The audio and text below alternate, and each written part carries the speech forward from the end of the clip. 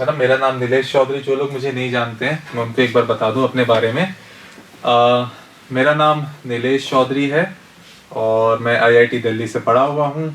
ठीक है। जिस साल मैं सिलेक्ट हुआ था उस साल मेरी ऑल इंडिया रैंक थी 820। ठीक है। तो चलो हम लोग पढ़ते हैं। तो ये वाला जो क्वेश्चन है जिसके बारे में हम यहाँ पर बात कर रहे थे, यहाँ पर बात हो रही है स्पेसिफिक हीट कैपेसिटी की। ठीक है। यहाँ पर बात हो रही है स्पेसिफिक हीट कैपेसिटी की। तो सबसे पहले अपन बात करते हैं कि स्पेसिफिक हीट कैपेसिटी क्या होता है। मान लो मेरे पास ये एक बॉडी है, ठीक है, और ये अपने पास इसका मास m है, ठीक है, और मैं इसको कुछ हीट दे रहा हूं dq। ठीक है। dq हीट देने से इसके कुछ टेम्परेचर में राइज आएगा ना। अगर मैं स्पेसिफिक हीट कैपेसिटी की बात करूं तो specific heat capacity is the heat required to raise the temperature of 1 gram of material by 1 degree Celsius. कि भाई अगर मेरे पास 1 ग्राम ऑफ मटेरियल है तो उसका 1 डिग्री सेल्सियस से टेम्परेचर राइज करने के लिए कितनी हीट देनी पड़ेगी। ठीक है।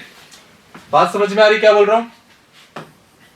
हाँ सर। यह है हीट required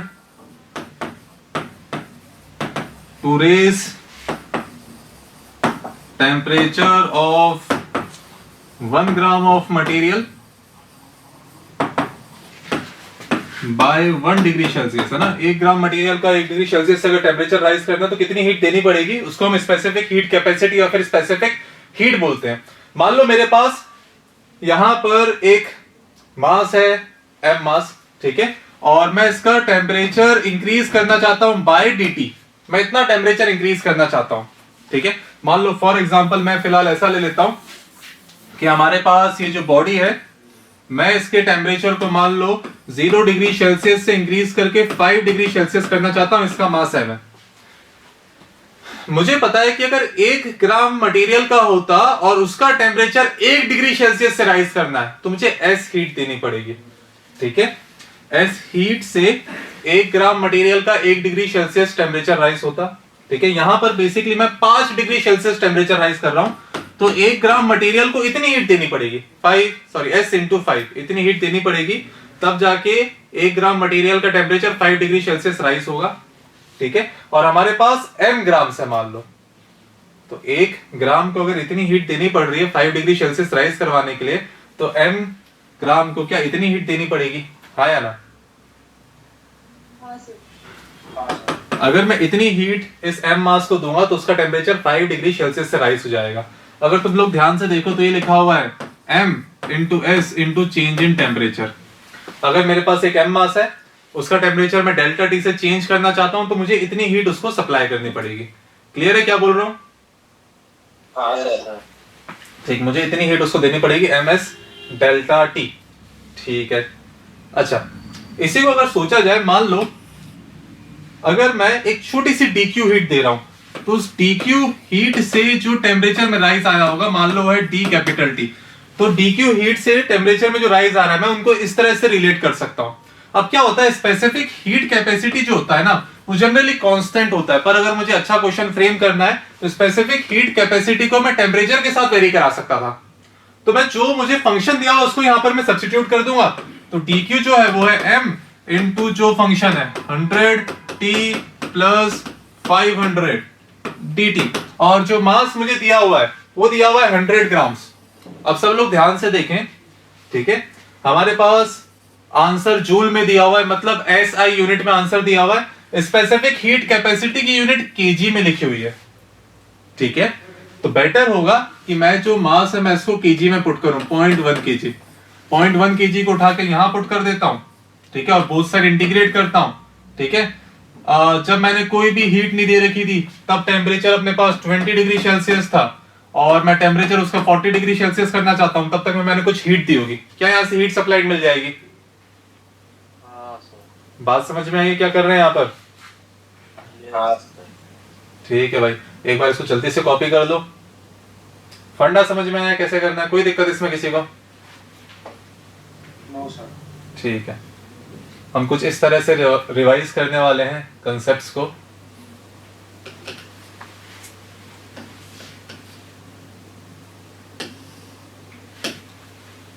एक मिनट, मैंने बैक दबा दिया था लग रहा है, मैं एक बार लिख देता हूँ वापस से।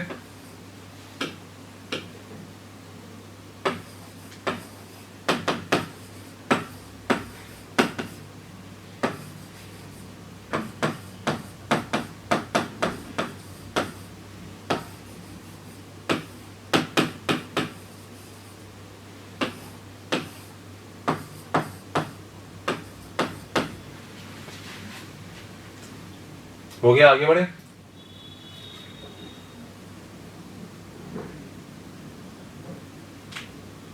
आगे बढ़े। रिकॉर्डिंग चालू है। हाँ रिकॉर्डिंग चालू है, क्यों? दिख नहीं रहा है स्क्रीन।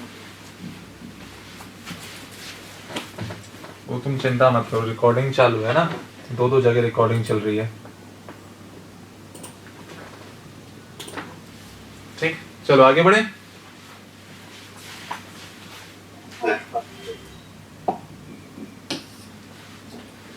ठीक है, अगला क्वेश्चन जो है ये बोल रहा है a block of ice of mass 50 kg is pushed out on a horizontal plane with a velocity of 5 meter per second. Due to friction it comes to rest after covering a distance of 25 meters. How much ice will melt? देखो यहाँ पर किया क्या जा रहा है, heat and thermodynamics को mechanics से रिलेट किया जा रहा है। बेसिकली यहाँ पर जो इनिशियल काइनेटिक एनर्जी थी, इसकी है ना, हाफ इंटू एम इंटू 5 का स्क्वायर। ठीक है, ये कुछ इनिशियल काइनेटिक एनर्जी थी जितनी भी है, एक्चुअल में वो पूरी की पूरी हीट में कन्वर्ट हो गई है। Assume complete heat is given to ice, है ना। बेसिकली क्या हो रहा है, हमारे पास ये हॉरिजॉन्टल सरफेस है और यहाँ पर एक ब्लॉक था, इसको हमने सामने की तरफ स्पीड दे दी 5 मीटर पर सेकेंड के साथ। तो ब्लॉक आगे की तरफ मूव किया और मूव करता करता कहीं जाके वो रुक गया, रेस्ट पर आ गया। ठीक है, तो उसके पास जितनी भी इनिशियल काइनेटिक एनर्जी थी फाइनली पूरी गायब हो चुकी है, वो पूरी की पूरी हीट में गई होगी। ठीक है, तो सबसे पहले मैं हीट निकाल लेता हूं भाई, कितना हीट मिल रहा है हमको, तो हाफ इंटू 50 इंटू 5 स्क्वायर, इतनी तो हीट मिली और ये आइस को मेल्ट करेगी। ठीक है, अब देखो मैं आप लोग को कुछ चीजें बता दूं। जब कभी भी स्टेट चेंज होता है, हम लोग अगर स्पेसिफिक हीट की बात करें तो स्पेसिफिक हीट का यूज तब होता है जब बॉडी का टेम्परेचर चेंज हो रहा हो, कि भाई 1 डिग्री सेल्सियस अगर 1 ग्राम मटेरियल का टेम्परेचर राइज करवाना है तो कितनी हीट देनी पड़ेगी। वहीं अगर बॉडी का स्टेट चेंज हो रहा हो तो स्टेट चेंज होते टाइम ना टेम्परेचर चेंज नहीं होता, मैं लगातार हीट देते जाता हूं, जो मैं हीट दे रहा हूं उसका यूज करके बॉडी का स्टेट चेंज होता है। ठीक है, मान लो मेरे पास आइस है -50 डिग्री सेल्सियस पर, मैं उसको हीट दूंगा तो होगा क्या कि आइस का टेम्परेचर -50 डिग्री सेल्सियस से इंक्रीज होकर 0 डिग्री सेल्सियस तक पहुंचेगा। 0 डिग्री सेल्सियस पर जब आइस है तब मैं उसको जो हीट दूंगा वो पूरी की पूरी यूज हो रही होगी आइस को मेल्ट करने पे। जब तक आइस पूरा का पूरा पानी में कन्वर्ट ना हो जाए तब तक उसका टेम्परेचर राइज नहीं होगा। उस दौरान जो आप हीट दे रहे हो वो आइस के स्टेट को चेंज कर रही है, सॉलिड से वो लिक्विड में आ रहा है। एक बार पूरा आइस लिक्विड में कन्वर्ट हो गया है, उसके बाद भी अगर आप हीट देते रहे तो अब लिक्विड का टेम्परेचर 0 डिग्री सेल्सियस से राइज होना चालू होगा, राइज होते होते 100 डिग्री सेल्सियस पहुंचेगा, मान लो पानी की बात कर रहा हूं तो, और 100 डिग्री सेल्सियस पे अगर आप लगातार तब भी हीट दे रहे हो तो अब पूरा का पूरा पानी स्टीम में कन्वर्ट होगा। जब तक पूरा पानी स्टीम में कन्वर्ट नहीं होता है तब तक उसका टेम्परेचर कांस्टेंट रहेगा 100 डिग्री सेल्सियस। एक बार पूरा का पूरा पानी स्टीम में कन्वर्ट हो गया, 100 डिग्री सेल्सियस पर स्टीम है, अब फिर से आप हीट देते रहे तो फिर से उसका टेम्परेचर राइज होगा। ठीक है, जब आप हीट दे रहे हो और टेम्परेचर राइज हो रहा है तब हम यूज करते हैं स्पेसिफिक हीट को।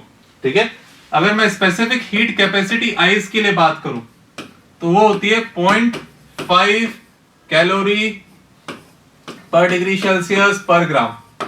ठीक है, कि अगर मान लो मेरे पास 1 ग्राम आइस है और उसका टेम्परेचर 1 डिग्री सेल्सियस से राइज करना है तो मुझे 0.5 कैलोरी उसको हीट देनी पड़ेगी। बात समझ में आ रही है सबको? ठीक है, वहीं जब आइस पानी में कन्वर्ट होता है, जब आइस कन्वर्ट होता है पानी में तो वहां पर हम यूज करते हैं शब्द लेटेंट हीट ऑफ फ्यूजन। वहां शब्द यूज करते हैं latent heat of fusion. Latent heat of fusion का मतलब है कि मैं 1 ग्राम सॉलिड को उसके मेल्टिंग पॉइंट पर, जैसे आइस का मेल्टिंग पॉइंट 0 डिग्री सेल्सियस है ना, 1 ग्राम सॉलिड को उसके मेल्टिंग पॉइंट पर कितनी हीट दूं ताकि वो 1 ग्राम लिक्विड में कन्वर्ट हो जाए। ठीक है, heat required to convert 1 gram solid into 1 gram liquid at melting point of solid. ठीक है, इसको हम बोलते हैं लेटेंट हीट ऑफ फ्यूजन। बात समझ में आ रही है सबको? Yes sir. ठीक है, अगर मैं आइस के लिए बात करूं ना, तो आइस के लिए लेटेंट हीट ऑफ फ्यूजन जो है वो है 80 कैलोरी पर ग्राम। ठीक है, टेम्परेचर चेंज नहीं हो रहा है, यहाँ पे डिग्री सेल्सियस नहीं आता, सॉरी यहाँ पर तो आता है स्पेसिफिक हीट में, पर लेटेंट हीट में होता है 80 कैलोरी पर ग्राम। कि भाई 1 ग्राम सब्सटेंस को अगर आप 80 कैलोरी हीट दोगे, 1 ग्राम आइस को अगर 80 कैलोरी हीट दे रहे हो 0 डिग्री सेल्सियस पर, तब वो पूरा का पूरा 1 ग्राम पानी में कन्वर्ट होगा एट 0 डिग्री सेल्सियस। बात क्लियर है? हाँ सर। ठीक है, अब वो पानी में कन्वर्ट हो गया है। स्पेसिफिक हीट ऑफ वाटर जो होता है वो होता है 1 कैलोरी पर ग्राम पर डिग्री सेल्सियस। ये होता है स्पेसिफिक हीट ऑफ वाटर, है ना। अब 0 डिग्री सेल्सियस पर जो पानी है उसको अगर 1 कैलोरी हीट दोगे तो उसका टेम्परेचर राइज होना चालू हो जाएगा। 1 कैलोरी हीट अगर 1 ग्राम पानी को दोगे तो उसका टेम्परेचर 1 डिग्री सेल्सियस राइज होगा। ऐसे राइज करवाते ले जाओ 100 डिग्री सेल्सियस तक, तब अगर फिर से हीट दोगे तो पानी इवेपोरेट, सॉरी पानी बॉईल होना चालू हो जाएगा, वो वाटर से स्टीम में कन्वर्ट होने लगेगा। ठीक है, तो जब वाटर से वो स्टीम में जा रहा हो ना, जब मटेरियल लिक्विड से गैस में जा रहा हो, तो वहां पर हम यूज करते हैं शब्द लेटेंट हीट ऑफ वेपोराइजेशन।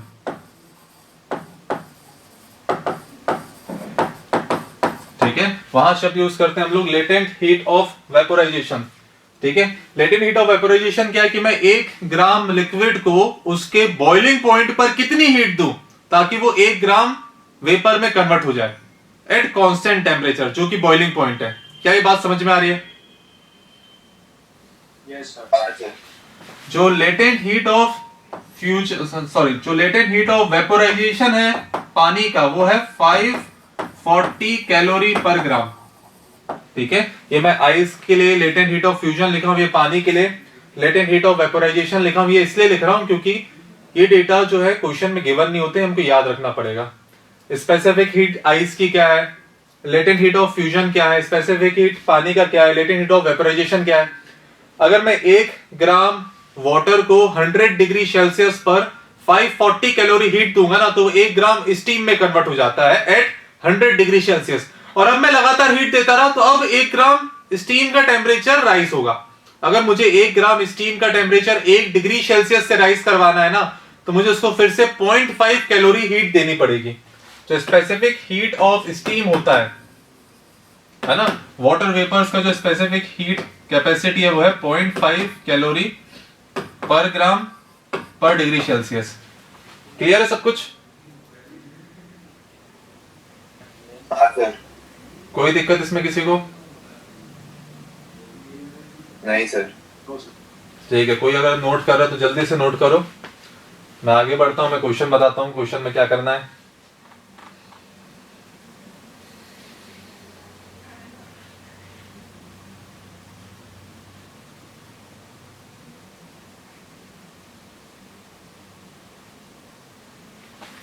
हो गया?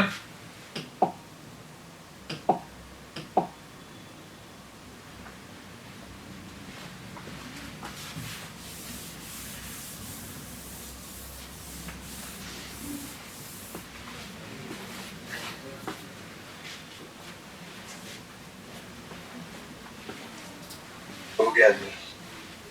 ठीक है, अच्छा तो यहां पर हो क्या रहा था कि आइस के पास एक काइनेटिक एनर्जी थी, वो पूरी की पूरी हीट में जा रही है जिसको आइस एब्जॉर्ब कर रहा है। अब देखो क्वेश्चन में कहीं पर भी आइस का टेम्परेचर दिया है क्या, कि आइस इनिशियली किस टेम्परेचर पर था? नहीं दिया है। अगर आइस का टेम्परेचर नहीं दिया इनिशियल, तो मैं मान लेता हूं आइस 0 डिग्री सेल्सियस पर है, और कोई तरीका ही नहीं, मुझे मानना पड़ेगा। ठीक है, मैं मान लेता हूं आइस 0 डिग्री सेल्सियस पर है, और अब जो मैं हीट दूंगा वो पूरी पूरी हीट उसके स्टेट को चेंज करने में यूज होगी। तो यहां पर स्पेसिफिक हीट का यूज करूंगा कि लेटेंट हीट का यूज करूंगा? स्टेट चेंज हो रहा है, लेटेंट हीट है ना। तो भाई जो काइनेटिक एनर्जी थी half m into V square, वो रहा होगा m into latent heat of fusion, जिसमें m वो मास ऑफ आइस है जो कि मेल्ट कर गया। अगर 1 ग्राम मेल्ट करता तो हीट लगती LF, 2 ग्राम मेल्ट कर रहा है तो 2LF, यहां पर m ग्राम मेल्ट किया है तो m इंटू LF। क्या ये बात क्लियर है? अब देखो, अब मुझे ना ये क्वेश्चन अभी तक कंप्लीट नहीं हुआ है, मुझे कुछ कन्वर्जन्स भी ध्यान में रखने होंगे। क्या कन्वर्जन्स ध्यान में रखने होंगे? मुझे जो डेटा याद है latent heat of fusion of ice, वो मुझे याद है 80 कैलोरी पर ग्राम, ये मुझे याद रखना पड़ेगा आइस के लिए। यहां पर जो कुछ भी लिखा हुआ है ये लिखा हुआ है जूल में, और यहां पर लिखा हुआ है कैलोरी में। तो यहां पर मुझे कैलोरी और जूल का कन्वर्जन पता होना चाहिए। तो मुझे बताओ 1 कैलोरी हीट कितने जूल के बराबर होती है? 4.2 है ना, एक्चुअल में 4.18 जूल के बराबर होती है, पर कैलकुलेशन करने के लिए 4.2 जूल ले लेते हैं। तो अगर ये दिया हुआ है 80 कैलोरी पर ग्राम, तो मुझे बताओ क्या 80 कैलोरी पर ग्राम को मैं बोल सकता हूं 80 इंटू 4.2 कैलोरी पर ग्राम, हाँ या ना? अरे हाँ ना तो बोल दो। अब देखो यहां पर सब कुछ जूल में लिखा हुआ है ना, यहां पर सब कुछ जूल में लिखा हुआ है, और मास में अभी भी ग्राम में लिख रहा हूं, तो ग्राम को भी केजी में करना पड़ेगा मुझे, है ना। तो यहां पर जो ग्राम है उसको केजी में करता हूं, है ना। 1 ग्राम को अगर 80 कैलोरी हीट देनी पड़ रही थी, तो क्या 1 केजी को मुझे 80 इंटू 10 की पावर 3 इतनी कैलोरी हीट देनी पड़ेगी? Yes sir. ठीक है, तो 80 इंटू 4.2 इंटू 10 की पावर 3 इतने जूल्स पर केजी। ये जूल और केजी में मैंने स्पेसिफिक लेटेंट हीट लिख दी है। तो यहां पर जब मैं पुट करूंगा तो एक्चुअल में ये चीज पुट करूंगा तो मास डायरेक्टली हमारे पास केजी में आ जाएगा। ठीक है, फिर देख लेना यहाँ पर ग्राम्स में लिखा हुआ है, ग्राम्स में कन्वर्ट कर देना। क्लियर है? Yes sir. चलो फंडा समझ में आ गया, आगे बढ़े।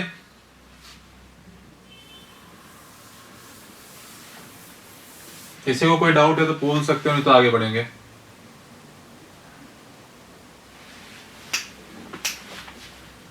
चलो यहाँ मैं क्वेश्चंस की हेल्प से आप लोग को रिवाइज करवा रहा हूँ। ठीक है, चलो इस क्वेश्चन को देख लेते हैं। A storage type geyser contains 10 kg of water at 10 degrees Celsius. The geyser has a power rating of 1000 watt. Efficiency of conversion is 75%. If the geyser remains on for 20 minutes, what will be the final temperature of water in the geyser, है ना। तो यहाँ पर कुछ power वगैरह से relate किया जाता है कैलोरीमेट्री को। हमसे बोला गया कि गीजर का जो पावर है वो है 1000 वॉट। इसका मतलब गीजर हर सेकेंड 1000 जूल्स एनर्जी कंज्यूम करने वाला है। हर सेकेंड 1000 जूल एनर्जी कंज्यूम कर रहा होगा। ठीक है, इन 1 सेकेंड इतनी इलेक्ट्रिक एनर्जी गीजर कंज्यूम कर रहा होगा, और उसकी इफिशियंसी 75% है।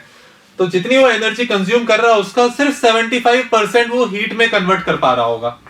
तो 1 सेकेंड में मुझे जो हीट मिल रही होगी वो रही होगी 75/100 इंटू 1000। ठीक है, इतनी जूल्स मुझे हीट मिल रही होगी 1 सेकेंड में। तो क्या मैं बता पाऊंगा 20 मिनट्स में कितनी हीट मिलेगी? हाँ या ना? यस। ठीक है, और मैं जानता हूं जो हीट सप्लाई हम कर रहे हैं वो ms डेल्टा T के बराबर होता है। जिसमें अगर मास की बात करें तो मास दिया हुआ है 10 kg या फिर 10 इंटू 10 की पावर 3 ग्राम्स, और स्पेसिफिक हीट है ना, यहाँ पर वाटर है, वाटर का टेम्परेचर राइज हो रहा है, ठीक है। तो पानी का स्पेसिफिक हीट वो होता है 1 कैलोरी पर ग्राम या फिर 1 इंटू 4.2 जूल पर ग्राम, और जो टेम्परेचर में राइज है वो है बेसिकली T माइनस 20 डिग्री। और एक सेकेंड में जो हीट मिल रही है वो पता है, इसको मल्टीप्लाई कर दोगे 20 इंटू 60, तो 20 मिनट्स में जो हीट मिली है उसको यहां पुट करोगे, क्या फाइनल टेम्परेचर मिल जाएगा? Sir T-10 sorry T minus 10। क्या ये बात समझ में आ रही? क्या यहां से फाइनल टेम्परेचर मिल जाएगा? यस हाँ सर। सर। ठीक है, तो सिंपल सिंपल से क्वेश्चंस फ्रेम होते हैं, इसको नोट कर लो, आगे बढ़ेंगे, आगे बढ़े।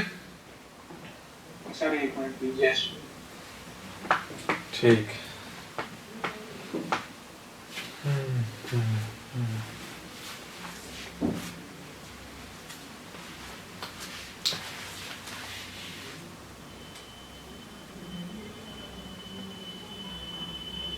हो गया, आगे बढ़े। हाँ सर। ठीक, अगला क्वेश्चन देखते हैं। Steam is passed into 22 grams of water at 20 degree Celsius. The mass of water that will be present when the water acquires a temperature of 90 degree Celsius. Latent heat of steam is 540 calorie पर ग्राम। ठीक है, अब इसको कैसे किया जाए मैं आप लोग को बताता हूं। हमसे बोला गया है कि हमने स्टीम को पास कराया पानी में से। क्वेश्चन में कहीं पर भी हमको ये नहीं बताया गया कि स्टीम किस टेम्परेचर पर थी, तो मैं ऐसा मान लेता हूं कि भाई स्टीम जो है, स्टीम का इनिशियल टेम्परेचर 100 डिग्री सेल्सियस था, ठीक है, और कोई ऑप्शन नहीं हमारे पास, है ना। स्टीम का टेम्परेचर 100 डिग्री सेल्सियस था, मैं ऐसा मान लेता हूं। हमारे पास बोला गया 22 grams of water at 20 degree Celsius. 22 grams of water है एट 20 डिग्री सेल्सियस, और फाइनली पानी इस टेम्परेचर पे पहुंच रहा है। तो इस केस में फाइनल पानी कितना दिख रहा होगा? तो यहाँ पर एक्चुअल में हो क्या रहा होगा ना, जब मैं स्टीम को पास करवा रहा हूं ना पानी से, जब स्टीम को पानी से पास करवा रहा हूं तो स्टीम का टेम्परेचर पहले तो 100 डिग्री सेल्सियस से डिक्रीज होगा, ठीक है, और स्टीम पहले 100 डिग्री सेल्सियस में कुछ पानी में कन्वर्ट होगी, और वो जो पानी है वो 100 से 90 में आएगा। तो यहां पर जो टेम्परेचर कम हो रहा है, पहले स्टेट चेंज हुआ फिर टेम्परेचर कम हुआ, तो मुझे कुछ हीट मिली है, वही हीट यूज कर रहा होगा ये वाला पानी, और अपना टेम्परेचर 20 डिग्री सेल्सियस से बढ़ा के 90 ले जा रहा होगा, ठीक है। ये जो पानी है इसका टेम्परेचर 20 डिग्री सेल्सियस से इंक्रीज होकर 90 पे पहुंचा है, ठीक है। उस टाइम पे जो हीट देनी पड़ी होगी वो कहां से मिल रही है? स्टीम से मिल रही है। स्टीम से अगर मैं हीट लूंगा तो पहले वो पानी में कन्वर्ट होगा, मैंने और हीट ली तो उसका टेम्परेचर 100 से घट के 90 पे आया होगा। क्या ये बात समझ में आ रही है? Yes sir. हाँ सर। तो पहले तो मैं ये देखता हूं कि इसको अगर मुझे 90 डिग्री सेल्सियस पे ले जाना है तो कितनी हीट सप्लाई करनी पड़ी होगी, है ना। मैं इसको लेके जाना चाहता हूं 22 grams of water at 90 degree Celsius, तो 22 ग्राम है, ठीक है। स्पेसिफिक हीट कैपेसिटी ऑफ पानी वो 1 है, ठीक है, और जो टेम्परेचर में चेंज आ रहा है 70 डिग्री सेल्सियस का आ रहा है। इतने कैलोरी हीट मुझे देनी पड़ेगी, है ना। ये मैंने ग्राम्स पर कैलोरी, सॉरी कैलोरी पर ग्राम पर डिग्री सेल्सियस में लिखा है। बात समझ में आ रही है सबको? यस। ठीक है, अब मैं मान लेता हूं कि हमारे पास m ग्राम ऑफ स्टीम है, ठीक है, और ये पहले 100 डिग्री सेल्सियस की थी। मैं इसे हीट लेता हूं, ये ठंडी हो रही है, पानी में कन्वर्ट होगी, ये कन्वर्ट हो गई m ग्राम ऑफ वाटर में, जो कि 100 डिग्री सेल्सियस पे है। तो इससे मैंने जो हीट खींची होगी, मैंने हीट खींची होगी m into latent heat of fusion, sorry latent heat of vaporisation, है ना।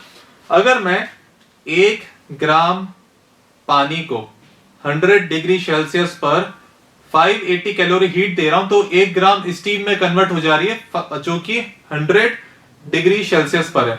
वहीं अगर मैं 1 ग्राम स्टीम जो कि 100 डिग्री सेल्सियस पर है उससे 540 कैलोरी हीट खींच लूं तो वो 1 ग्राम पानी में कन्वर्ट हो जाएगी, जो कि 100 डिग्री सेल्सियस पर रहा होगा। क्या ये बात समझ में आ रही है? Yes sir. हाँ सर। मैं m ग्राम स्टीम को m ग्राम पानी में कन्वर्ट कर रहा हूं। 1 ग्राम से 540 कैलोरी हीट लेना पड़ेगा, तो m ग्राम से क्या m इंटू 540 कैलोरी, इतनी हीट खींचूंगा तब जाके वो m ग्राम ऑफ पानी में कन्वर्ट होगा, है या ना? हाँ सर। और फिर मैं इसको ठंडा करके m ग्राम ऑफ वाटर पर ला रहा हूं जो कि 90 डिग्री सेल्सियस पर है। तो इसको ठंडा अगर कर रहा हूं तो ठंडा करते टाइम भी मैंने कुछ हीट इससे खींची होगी। मैंने खींची होगी m into specific heat of पानी इंटू टेम्परेचर में जो चेंज आया है, इतने कैलोरी हीट खींची होगी। तो ये जो हीट है ये मुझे स्टीम से मिल रही है और इतनी हीट मुझे इस पानी को देना पड़ेगा। तो क्या इन दोनों का सम इसके बराबर होना चाहिए, जो हीट मिली वो हीट देना पड़ गया, हाँ या ना? तो क्या यहां से तुमको m मिल जाएगा? हाँ सर। तो जो फाइनल आंसर होगा कि फाइनली कितना पानी दिख रहा है, तो क्या m प्लस 22 ग्राम इतना पानी फाइनली तुमको दिख रहा होगा। Yes sir. तो ये अपना आंसर हो गया। क्लियर है सबको? Yes sir. ठीक है, चलो बहुत बढ़िया। तो इसको एक बार नोट कर लो, इस टाइप के क्वेश्चन से फ्रेम होते हैं। आइडिया लग रहा है कैसे कैसे क्वेश्चन चल रहे हैं यहाँ पर। आगे बढ़े? 1 मिनट सर। ठीक है।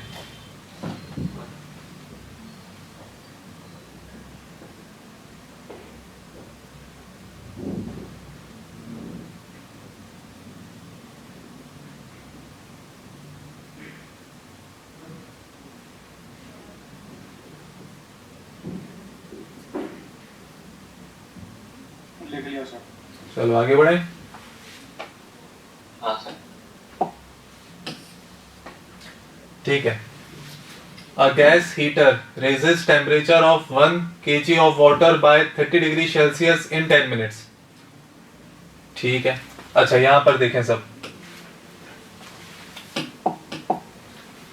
क्या तुम ये बता पाओगे कि कितनी हीट देनी पड़ी होगी अगर 1 kg पानी को 30 डिग्री सेल्सियस से टेम्परेचर राइज करवाना हो तो?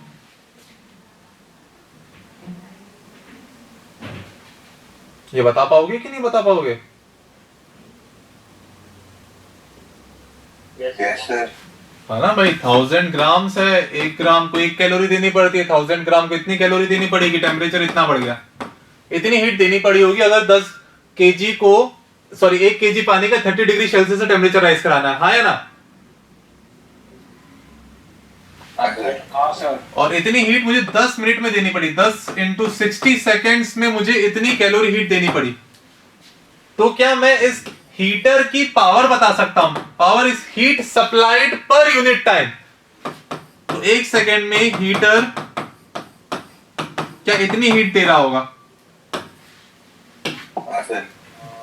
ठीक है, चलो बहुत बढ़िया। आगे हमसे क्या बोला जा रहा है कि हमारे पास एक 3 केजी ऑयल है, सेम टेम्परेचर राइज करवा रहा हूं और स्पेसिफिक हीट पानी का डबल है, मतलब ऑयल का जो स्पेसिफिक हीट है वो 0.5 रहा होगा। तो कितनी हीट ऑयल को लगेगी 30 डिग्री सेल्सियस टेम्परेचर राइज करवाने के लिए, क्या वो निकाल पाओगे? Yes sir. ठीक है। और तुमको ये पता है कि अपना हीटर हर सेकेंड कितनी एनर्जी दे सकता है, ठीक है? ये बेसिकली अपने पास है कैलोरी पर सेकेंड, ठीक है? तो 3 इंटू 1000 इतने ग्राम्स है और इसके स्पेसिफिक हीट 0.15 इंटू 30, इतनी हीट मुझे पानी को सॉरी ऑयल को देना पड़ेगा अगर मुझे उसका टेम्परेचर 30 डिग्री सेल्सियस राइज करवाना है, जो कि रहा होगा हर सेकेंड जो मुझे हीट मिल रही है इनटू टाइम। क्या यहां से टाइम मिल जाएगा?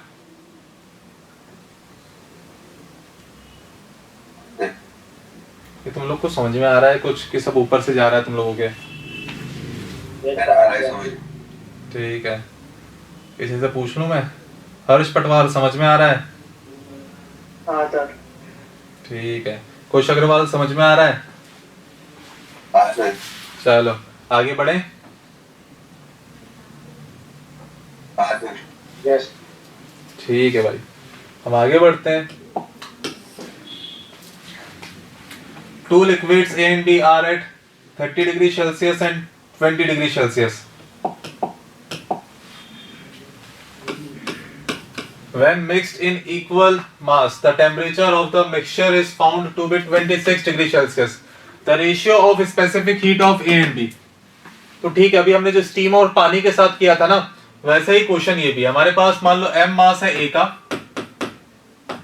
30 डिग्री सेल्सियस पर, वो अगर m mass of A 26 degree Celsius पर आ रहा है, तो मैंने उससे कुछ हीट ली होगी, m SA into 4, इतनी मैंने हीट ली होगी। और हमारे पास B मास था, सॉरी B जो है वो m मास का है और 20 डिग्री सेल्सियस पर है, और उसका टेम्परेचर 26 हो गया, तो उसको जो मैंने हीट दी होगी वो दी होगी m SB into 6, और जितनी यहाँ से हीट ले रहा हूँ क्या उतनी ही मैं इसको हीट दे दे रहा हूँ। क्या दोनों बराबर होंगे तो क्या ऐसे और SB का रेशियो मिल जाएगा। ठीक है, चलो आगे बढ़े, इसको अटेम्प्ट करना घर में, हो जाएगा ये। आगे बढ़ो। हाँ सर। ठीक है, अब हमने काफी बात कर ली है। हाँ चलो ठीक, बहुत बढ़िया। तो ये हमने कैलोरीमेट्री की बात करी थी। कंडक्टिविटी, मैं पहले कैलोरीमेट्री का एक क्वेश्चन भी है, मैं इसके बारे में बात करूंगा। ये तुम लोग को दिख रहा है क्या लिखा हुआ है यहाँ पर, कि ज्यादा ब्राइटनेस है?